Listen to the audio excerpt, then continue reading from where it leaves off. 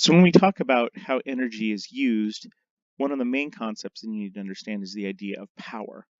Power is really just the rate that energy is either generated or added or removed from a system. So the most general definition is power is the amount of energy gained or lost, delta E, over that time interval.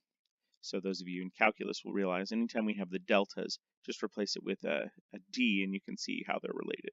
You can also talk about power as the derivative of energy, the time derivative of energy.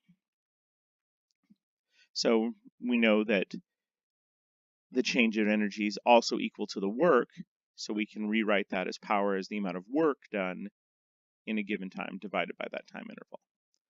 And so the way we use the units of that, it's energy over time, joules per second, and it's used enough that it gets its own name. It's the watt. So if we look at that definition of work, we can do another way of looking at power. So work over time, that's force times distance times cosine theta over time. But displacement over time is just the average velocity. So if we're moving at a constant speed, another way to calculate the power is force times velocity times the angle between them.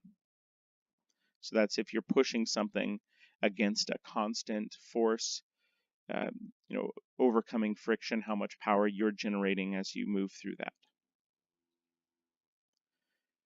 The other unit that we sometimes use is the idea of horsepower.